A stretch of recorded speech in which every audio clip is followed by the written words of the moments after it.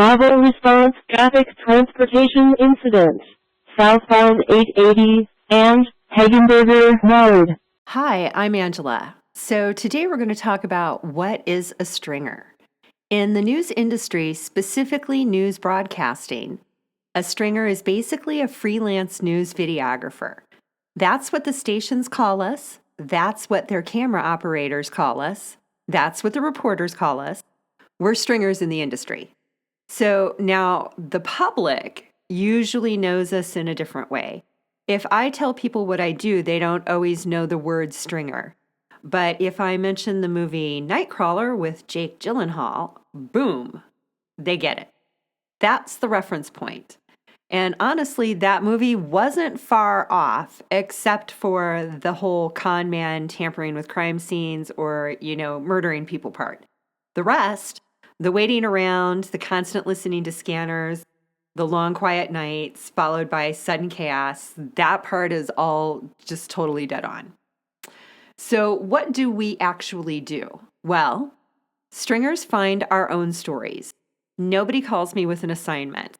I have to monitor scanners, social media, traffic apps, websites, and alerts, and I have to piece together what's happening in my area in real time. I'm not competing with the stations. I'm actually in complement to them. Think of it like this. The stations are monitoring huge regions. Their assignment desks can't catch every single thing. Meanwhile, I'm focused on my beat, which is Oakland and the immediate surrounding areas. So if I hear something quick on the scanner, some little blip that's easy to miss, I can be on it before they even know it happened. Another reason we exist is because of staffing. Late evenings and overnight, early mornings, so newsrooms don't often have crews out at those times. That's prime time for stringers, hence the name Nightcrawlers.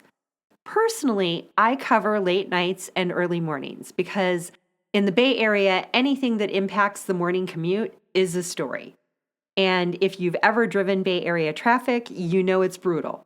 So even if a station does have a crew, they might be across the bridge in San Francisco, and they're not going to make it over here in time. Meanwhile, I'm already in Oakland, and I can get to the scene first.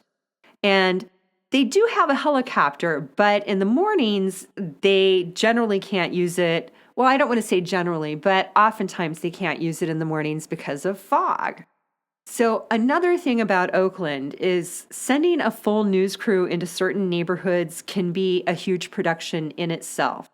Crews have been robbed and mugged, and sadly, a security guard for a news crew was shot and killed in downtown Oakland.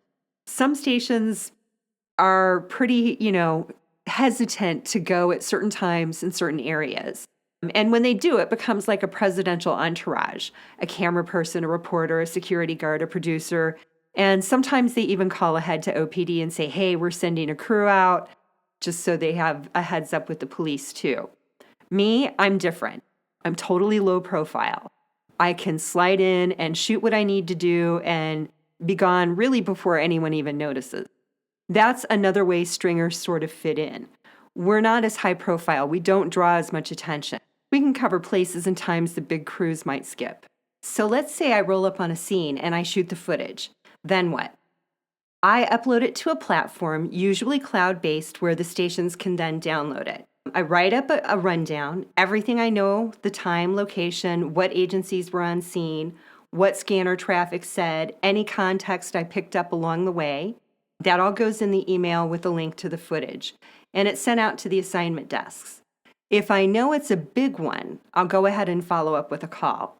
The assignment desks get flooded with emails, but a quick call helps them hear in my voice, maybe, hey, this is something you want. And at this point, I've popped a few big stories, so they tend to take me seriously when I do make that call. So that's the nuts and bolts of what a stringer is.